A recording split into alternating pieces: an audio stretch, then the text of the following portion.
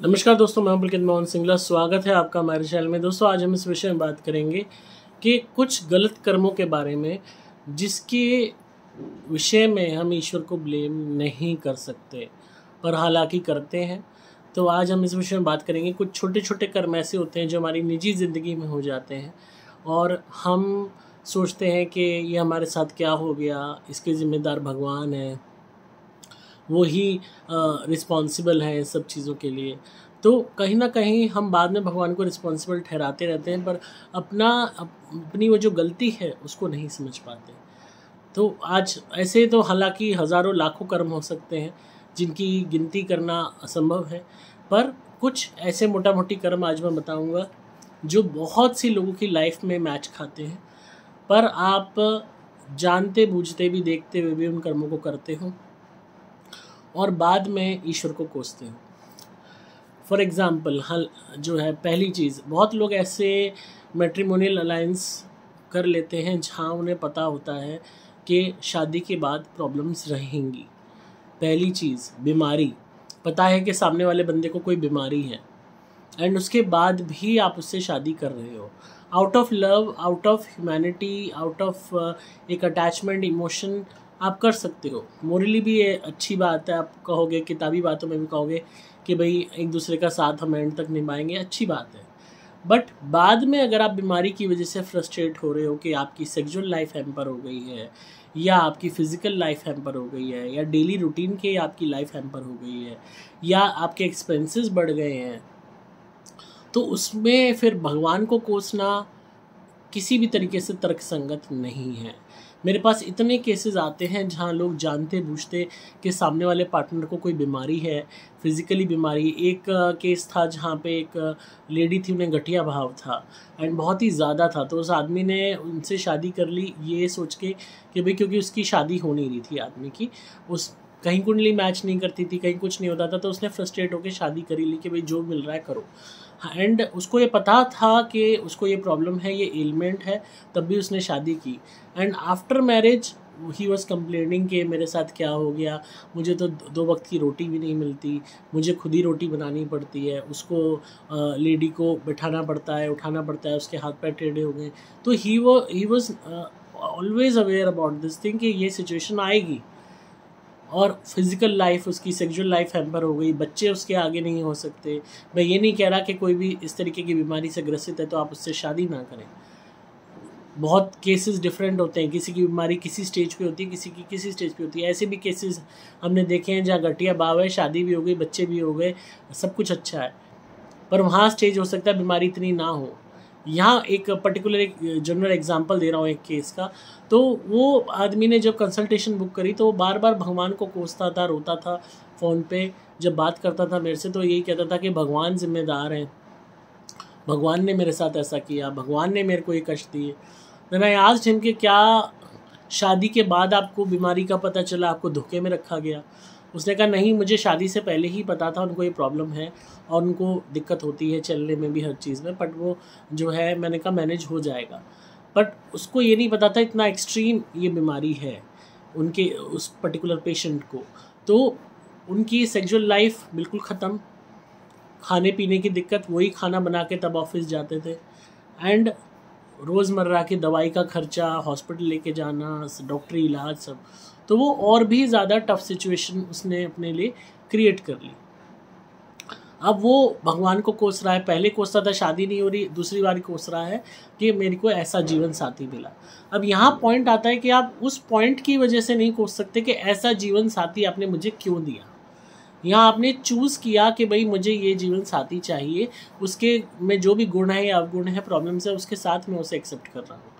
तो जब आपने उस चीज़ के कसम खाई है, 7 फेरे लिए हैं, तो ये आपका वो बनता है फ़र्ज़। मैंने उन्हें समझाया कि अगर शादी के बाद हो जाता है इनको ऐसी बीमारी, तब भी आप मैनेज करते, या आपको ऐसी बीमारी हो जाती तो वो क्या आपको छोड़ के चली जाती?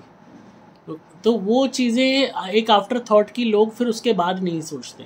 वो कहते हैं कि हो जाता तब की तब देखी जाती, बट इनिशियली तो सब ठीक रहता, यहाँ तो स्टार्ट से ही था। तो मैंने कहा तो स्टार्ट से था तो गलती किसकी थी? चूज़ किसने किया? कोई भी चैलेंज है उसको एक्सेप्ट करने के लिए आपने खुद हामी भरी, खुद आप उसके लिए आगे गए, तो आप फिर दूसरे को कैसे कोस सकते हो, ईश्वर को कैसे कोस सकते हो? ये तो उसके साथ रिपरकशन बीमारी के साथ है ही। इसी तरह फॉर एग्जांपल एक केस था कि दो लोग थे, अलग धर्म के थे and they were wanted to go in marriage and दोनों के पेरेंट्स खिलाफ थे, और यहाँ तक कि उनको शुरू में ही पता था कि शादी के बाद एडजस्टमेंट इश्यूज रहेंगे अलग धर्म होने के कारण, और पेरेंट्स का साथ भी नहीं मिलेगा, और दोनों साइड से ही पेरेंट्स का साथ नहीं मिला। शादी उन्होंने कर ली कैसे भी कर आके, एंड रोज़ कलेश झगड़ा रहता था, तंग आके उन्हें अलग रहना पड़ा किसी एक जगह पे, और खर्चे मीट आउट करना दिक्कत हो रही थी। जब वो लड़की जो है ससुराल वालों के यहाँ गई, उन्होंने देर सवेरे एक्सेप्ट किया, तो रोज़ कलेश रहता था, क्योंकि वो इस चक्कर में थे कि हमारे धर्म के हिसाब से आप जो है अपने आप को चेंज करो। उन्होंने कहा नहीं, मैं तो अपने धर्म को फॉलो करूँगी।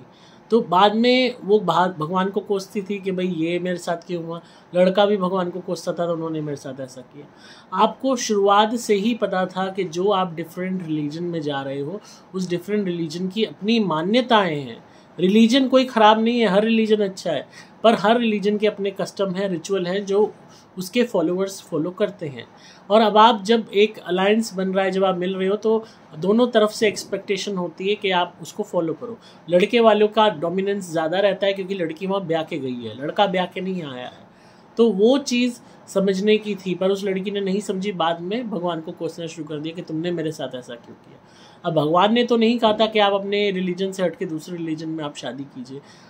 ये कॉम्प्लिकेशंस आपको पता थे, एडजस्टमेंट इश्यूज़ के, रिलीजन डोमिनेंस के, और आपस में मतभेद होने के, अलग कस्टम्स रिचुअल्स होने के, ये सब शुरुआत से आएंगे, बट स्टिल आपने उसको इग्नोर किया, and then you are forcing God कि भगवान जिम्मेदार है। तो ऐसे में जब भी आप कुदरत को या ईश्वर को जिम्मेदार ठहराते हो, तो आपको कोई भी तरीके से मदद नहीं मिलती, क्योंकि वो डिसीजन आपका होता है, उसमें कुदरत का कोई लेना देना नहीं होता है।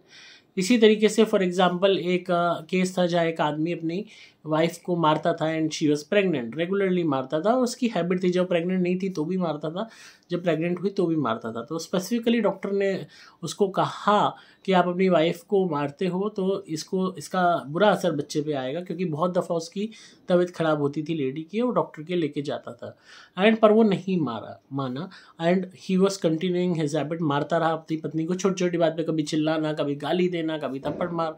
तो जो बच्चा पैदा हुआ, वो बच्चा एक दिमागी रूप से कमज़ोर पैदा हुआ, उसके अंदर एक अलग ही डर और अजीब से विलक्षण थे, एंड वो ट्रॉमा जो 9 महीने उसकी मदर ने झेला, वो बच्चे ने भी झेला, एंड पूरा असर बच्चे पे आ गया। अब वो इंसान रोता है, चिल्लाता है, अपने भाग्य को कोसता है, भगवान को कोसता है कि तुमने मेरे साथ ऐसा क्यों किया, मुझे ऐसा बच्चा क्यों दिया।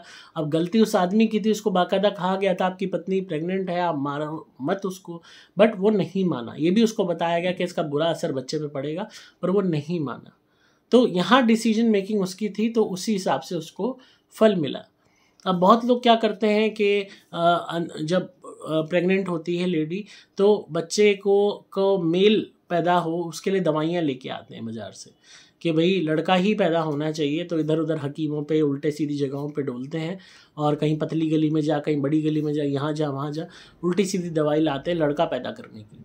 तो ऐसे ही एक महाशय थे, लड़का पैदा करने की दवाई वो लेकर आए और उन्होंने अपनी वाइफ को खिला दी।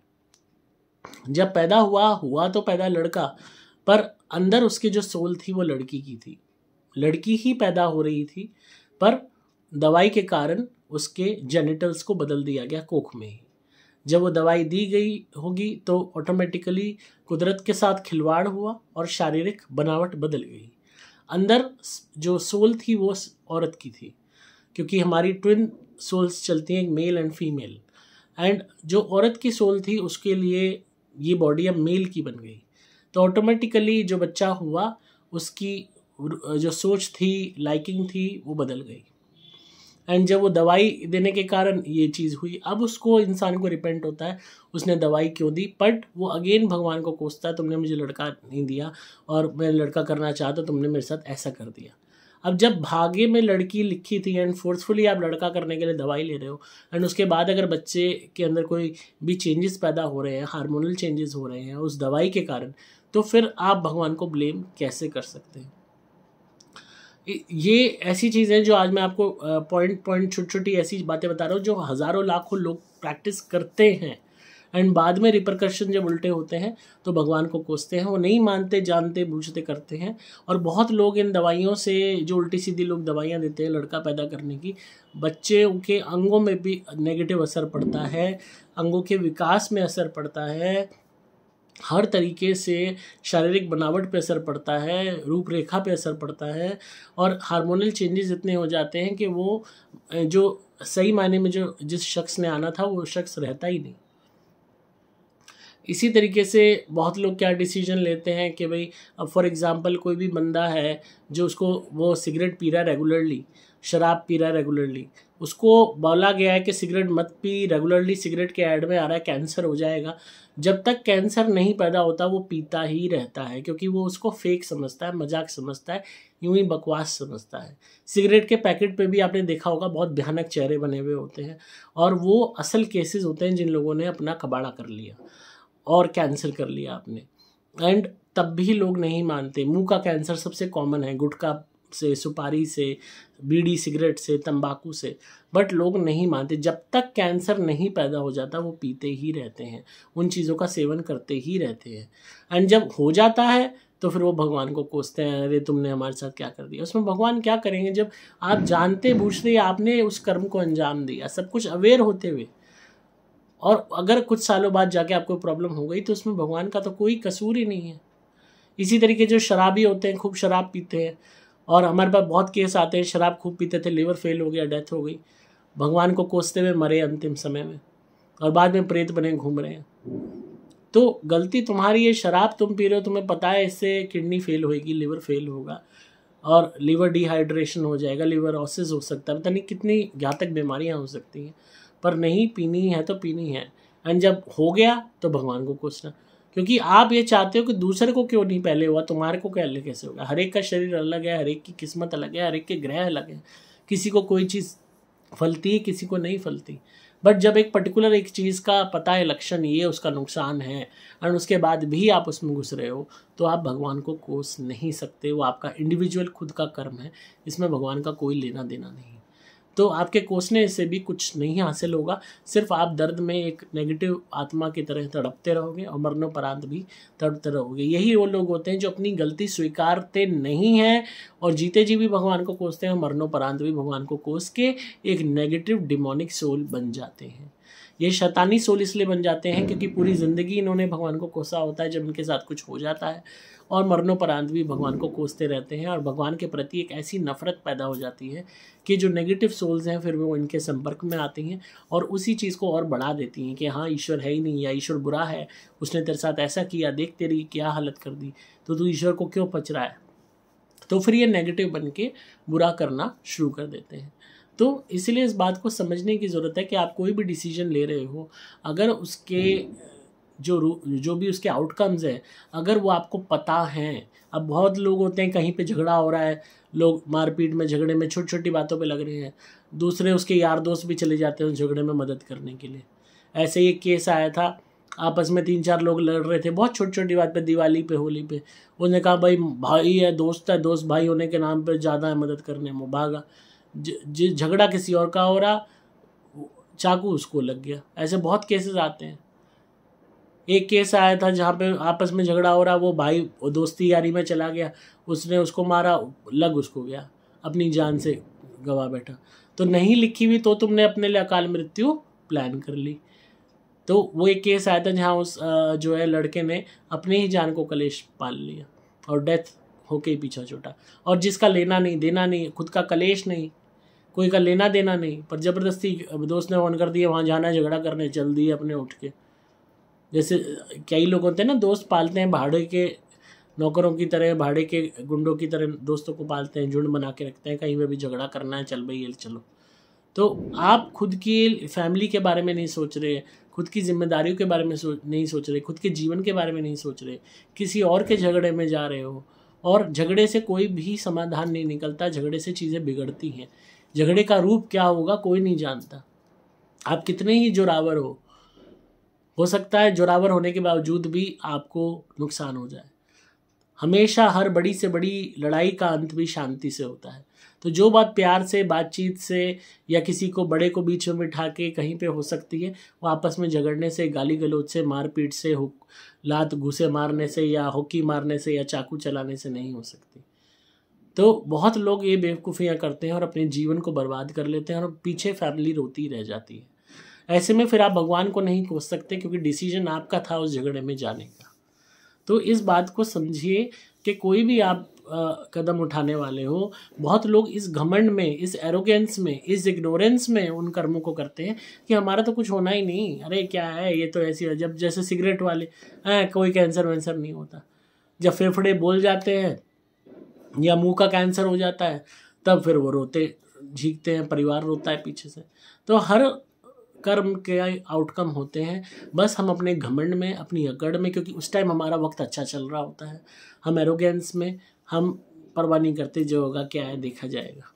अब ऐसी एक केस था, एक बंदे ने किसी का घर कब्जा कर रखा था, वो रिक्वेस्ट करता था बंदा कि भाई खाली कर देना, नहीं करूँगा, किराया भी नहीं देता था, कब्जा करे बैठा था, खाली करता ही नहीं था।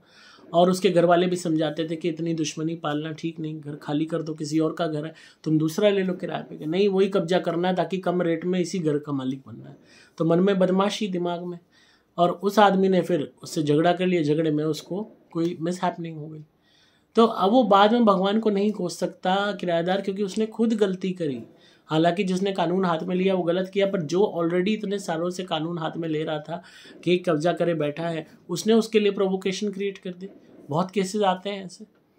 तो हर जगह जब आप कोई भी गलत एक्ट करते हो, सामने वाले को कुछ नहीं समझते कि सामने वाला तो यूं ही है, तो सामने वाला भी आपके प्रति फिर वैसी शत्रुता रख के कोई एक्ट करता है, और उस झगड़े का क्या अंजाम होता है कोई नहीं जानता। तो इसलिए इस बात को समझिए कि कोई भी कर्म करने से पहले उसके आउटकम को अगर आप जानते हो तो उस बारे में, आउटकम के बारे में सोचिए। इस घमंड में, इस इग्नोरेंस में, इस अकड़ में मत रहिए कि हमारा कुछ नहीं हो सकता। अभी आपका वक्त अच्छा चल रहा है तो आपको घमंड है, अकड़ है। वक्त बदलते सेकंड्स लगते हैं, पता भी नहीं चलता, पल भर में ज़िंदगी बदल जाती है। इस बात को डरिए, इस बात से डरिए, कुदरत के कानून से डरिए। तो हमेशा इस बात का ध्यान रखिए, थोड़े नीमे होकर चलोगे तो जीवन की गाड़ी को अच्छे से चला लोगे और खूब लाइफ अच्छी बिता के जाओगे। और अगर तैश में, गुस्से में, घमंड में, अकड़ में, जल्दबाजी में दूसरे को सिर्फ कुछ नहीं समझोगे, अपने अपने बारे में ही सोचोगे या अपने खुद के फैसले गलत लोगे, तो उसका जो भी आउटकम होगा वो आप भुगतोगे। उसमें ईश्वर का कोई भी लेना देना नहीं है। महाभारत के युद्ध में कितना समझाया श्री कृष्ण ने दुर्योधन को कि जमीन छोड़ दे, इनकी 5 गांव दे दे। उसने कहा जो सुई की नोक के बराबर भी जमीन नहीं दूंगा। घमंड, क्योंकि राजा का बेटा है। अकड़, मेरे पास इतनी वो है, साम्राज्य है, पूरा राज्य मेरे साथ है, वो तो खाली 5 पांडव है, उनके साथ है कौन। तो घमंड और अकड़ के कारण पतन हासिल हुआ। रावण का आप देख लीजिए, उसने राम जी को कुछ भी नहीं समझा कि ये तो वनवासी, इनके पास क्या है, मैं तो राजा हूँ लंका का। तो पतन हुआ। कितना ही बड़ा शिव भक्ता हो तब भी पतन हुआ। तो हमारा घमंड ही हमें ले डूबता है। हमें इस बात को समझना चाहिए, हर डिसीजन के पीछे एक आउटकम है। आप कोई भी फैसला अपने जीवन में कर रहे हैं, सोच समझ लीजिए। अगर आपको कोई समझा रहा है, कोई भी आपको गाइड कर रहा है कि ऐसा मत करो, तो एक बारी उसके पहलू को भी सोच लीजिए और खुद के लिए भी सोच लीजिए कि अगर ऐसा हो गया तो क्या होगा। हर नेगेटिव आउटकम को भी सोचिए। लोग नेगेटिव आउटकम को नहीं सोचते, सिर्फ पॉजिटिव आउटकम सोचते हैं। इसी वजह से जब उनके साथ नेगेटिव हो जाता है तो फिर वो भगवान को कोसते हैं। तो इसलिए अपने हर डिसीजन के जिम्मेदार आप खुद हैं। अपनी जिम्मेदारी खुद लीजिए, इसमें भगवान का कोई दोष नहीं है। भगवान आपके साथ अनफेयर नहीं है। अगर आप रिकॉल करेंगे तो आप खुद पाएंगे कि आपके ऐसे बहुत सारे डिसीजन हैं जो गलत रहे हैं, जिसके कारण आप आउटकम्स भुगत रहे हो। तो आई होप आपको आज की वीडियो पसंद आई होगी। ये वीडियो आज मैंने इसलिए बनाई क्योंकि स्पिरिचुअली अपने आप को समझना, अपनी गलतियों को सुधारना बहुत ज़रूरी है, ताकि हमारी आत्मा का उत्थान हो सके, हमारी आत्मा आगे बढ़ सके। अगर हमारी आत्मा नेगेटिविटी में, गिल्ट में, रिग्रेट में, ब्लेम गेम में रही तो हम कभी भी उस ईश्वर को नहीं समझ पाएंगे, कुदरत को नहीं समझ पाएंगे, खुद की एग्जिस्टेंस को और कॉन्शियस को नहीं समझ पाएंगे। तो उसको समझना है तो हमें इस बात के लिए आगे बढ़ना होगा और हमें अपने जीवन में बेहतरी करनी होगी। अपने आप को एक अच्छा इंसान बनाने की कोशिश करना होगा। हज़ारों लाखों आपने गलतियां करी होंगी, पर अभी भी वक्त है अपने आप को और अच्छा बना लो, अपनी गलतियों को सुधार लो। अगर अभी रहते सुधार लिया तो समझ लो कि आप इस जीवन को समझ गए और आगे की आपका जीवन और भी सुंदर हो जाएगा। तो इसी तरह सुनते रहिए, प्यार देते रहिए। वीडियो कैसी लगी ज़रूर बताइएगा डिस्क्रिप्शन में। अगर आप किसी भी नेगेटिविटी या भूत प्रेत ब्यादा से परेशान हैं, ब्लैक मैजिक कोई करता है, वास्तु दोष है, तो हमारी धुनी ज़रूर मंगाइए। सुपर स्पेशल एक्स्ट्रा या सुपर प्लैटिनम घर में जलाना शुरू कीजिए, बहुत फ़ायदे होंगे। पुराने से पुरानी परेशानियां ख़त्म होनी शुरू हो जाएंगी। और हमारे क्रिया वाले नारियल मंगवा के उनसे उतारा कीजिए। फेस्टिव सीज़न चल रहा है, दिवाली में लोगों ने 20-20 उतारे करे हैं अपने, और इतना लाभ पाया है जिसका कोई हिसाब नहीं। और अभी भी त्यौहार हैं लगातार एक के बाद एक। इस टाइम में जितने आप क्रिया वाले नारियल से उतारे कर लोगे हमारे नारियल से, और फिर उस नारियल को जला दोगे, पुरानी से पुरानी, चाहे कितनी ही पुरानी नज़र हो, 20 साल 30 साल पुरानी, हाय हो, टोक हो, बदुआ हो, श्राप हो, कर्स हो, हर चीज़ हट जाएगी। ब्लैक मैजिक हो, हर चीज़ हट जाएगा। उनके हटते ही आपको एकदम से जीवन में बूस्ट मिलना शुरू हो जाएगा। तो आपको सिंपली मोबाइल नंबर 8130331007 पे व्हाट्सएप मैसेज करना होगा। नंबर दोबारा बोल रहा हूँ, 8130331007, क्रिया वाले नारियल के लिए और धुनी के लिए। कैसे करने हैं उतारे, कैसे जलाना है, वो आपको वीडियो मिल जाएगी जब आप कंसल्टेशन करेंगे, या फिर आप ऑर्डर देंगे क्रिया वाले नारियल का, तो आपको वीडियो ऑटोमेटिकली मेरी टीम भेज देगी। उसमें पूरा इलिस्ट्रेशन दिखाई हुई है कि कैसे उतारा करके नारियल जलाना है हमारा दिया हुआ, और धुनी कैसे करनी है। मैं हूँ आपका दोस्त पुलकित मोहन सिंगला।